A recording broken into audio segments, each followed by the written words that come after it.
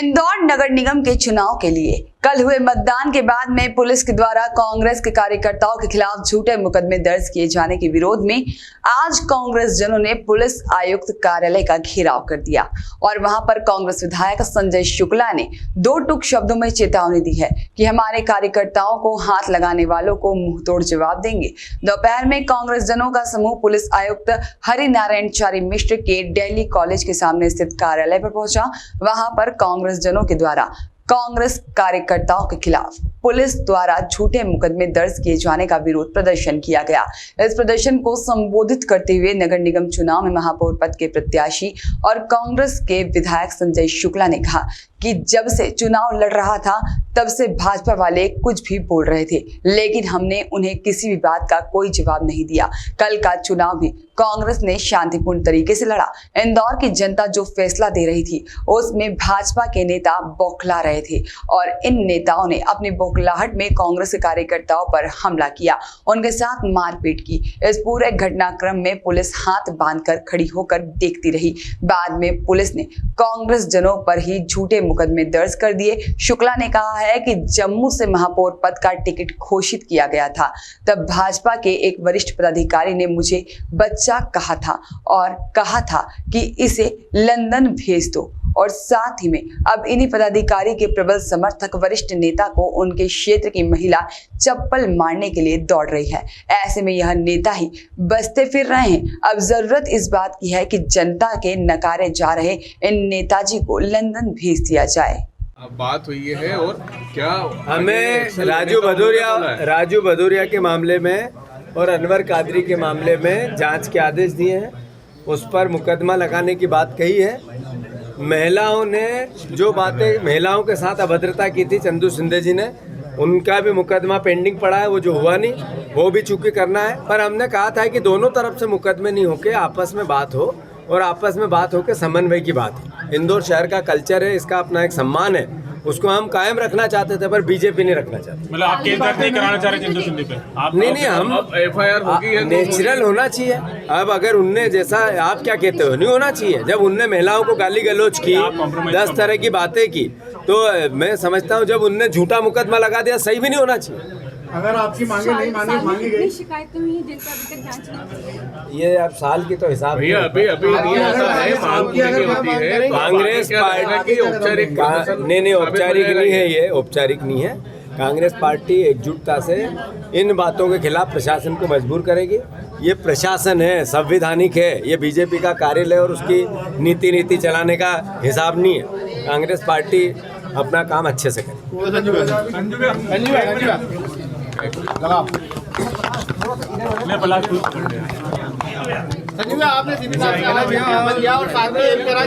मिला था और कल चुनाव के दौरान स्थानीय चुनाव के दौरान उन विवादों को लेकर के उसमें कुछ कार्रवाइयाँ की, उन कार्रवाइयों को लेकर के इन्होंने अपने ज्ञापन दिया है। क्योंकि हम जानते हैं कि अभी वर्तमान स्थिति में हर जगह लगभग बहुत सारे ऐसे तकनीकी साक्ष्य होते हैं, जैसे कि वीडियो फुटेज, बहुत सारे सीसीटीवी फुटेज, ऐसी जानकारी रहती हैं, तो उन बिंदुओं पर उन्होंने कुछ अपने पक्ष रखा है। पुलिस पूरी तरीके से वस्तुनिष्ठ तरीके से, पारदर्शी तरीके से कार्रवाई करेगी और जो शिकायतें मिली हैं, जो आपस में उन्होंने जो भी मुद्दे उठाए हैं, पुलिस पूरी तरीके से वस्तुनिष्ठ तरीके से मूल्यांकन के बाद ही कार्रवाई करेगी। पुलिस ने इस चुनाव में भी पूरी तरीके से पारदर्शी तरीके से काम किया है। उन्होंने जो आवेदन दिए हैं उन मुद्दों को पुलिस सर पूर्व में कई शिकायतकर्ता थाने पे गए थे लेकिन उनकी शिकायत का निराकरण नहीं हुआ। क्या ये एक सोचने विषय नहीं है कि बगैर जांच के 307 का मामला दर्ज उसमें जो कि जो परिस्थितियां थी, जो घटनाक्रम था, उसमें फरियादी ने बताया था, उसमें मुकदमा कायम है, लेकिन आगे की कार्रवाई के लिए उसमें जो तकनीकी साक्ष्य मौजूद है पुलिस उनका सर एलिगेशन जो लगाया जा रहा है कि पार्टी की विशेष को ध्यान दिया गया है, उस पर समर्थन किया गया है और उस तरह से काम किया है। नहीं, किसी भी पार्टी का साथ ऐसी कोई बात नहीं कि किसी पार्टी के ये पुलिस ने कोई सहयोग किया। पुलिस ने पूरी तरीके से निष्पक्ष पारदर्शी तरीके से काम किया।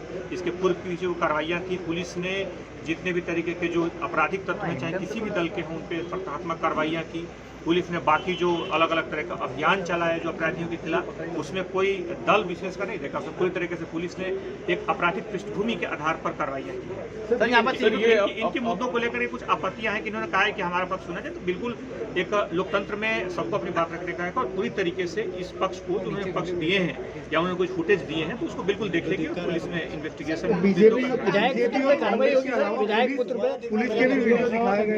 क्या आश्वासन आज मिला? सबसे पहले आपको बताना चाहूँगा कि भारतीय जनता पार्टी के मुख्यमंत्री चुनाव हार चुके हैं। इंदौर को बेटे को जिताने के लिए पूरी जनता आगे आ गई थी। पूरे जनता ने दिखा दिया उनको कि हमको हमारा बेटा चाहिए। उस बेटे को जिताने में, उसके साथ हमारे पार्षद भाई लोगों को जिताने में पूरी कांग्रेस पार्टी को किया। उसकी बौखलाहट आपने कल देखी होगी विधानसभा 2 के अंदर। पहली बार हिंदुस्तान में किसी नेता को जूते से महिलाओं ने मारा, पहली बार। वही विधानसभा 2 जहाँ राष्ट्रीय नेता रहते हैं वो उनकी विधानसभा है, उसके अंदर पहली बार ऐसा हुआ है।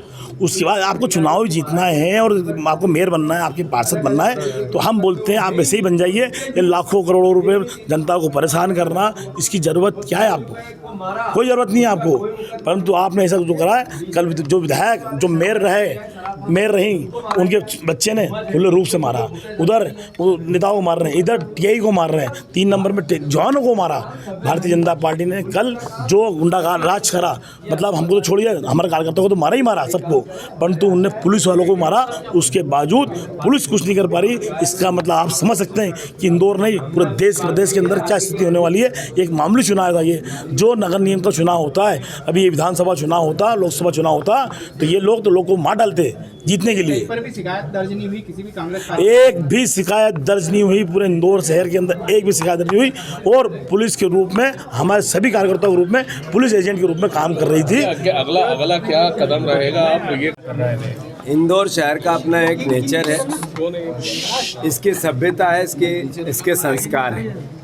चुनाव में इस तरीके की घटनाएं इंदौर शहर में नहीं होती है। जिस तरीके से कल झूठे मुकदमे लगे, कांग्रेस के प्रत्याशियों को जगह जगह थाने में बिठाए गए, जो प्रस्तावक थे उनको बूथों पर न जाने दिया गया, और राजू भदौरिया जिस समय थाने पे बैठा था उस समय की घटना को लेकर उस पर 307 लगा दिया। हम खुद कल पूरी कांग्रेस पार्टी का डेलीगेशन, संजय शुक्ला जी अध्यक्ष जी, विशाल पटेल जी जिला अध्यक्ष जी, चिंटू चौकसे जी, सब थाने में बैठकर हमने भारतीय जनता पार्टी के नेता और पुलिस अधिकारी कपूरिया जी समेत सब लोगों के बीच में समन्वय की बात की कि ऐसे मामलों में सरकार, पुलिस, इंदौर शहर का वातावरण और इसकी सभ्यता बिगड़ेगी, संस्कृति बिगड़ेगी, वातावरण बिगड़ेगा। पर जब हम थाने में थे तब तक अच्छी बातें, और थाने से बाहर हुए तो 307, और वो भी झूठी। ये पुलिस का जो रवैया था, ऐसा था कि भारतीय जनता पार्टी के हेवी दबाव में था, या फिर ऐसा था कि सरकार पुलिस को ही चुनाव लड़वाने के लिए बीजेपी का कार्यकर्ता बना।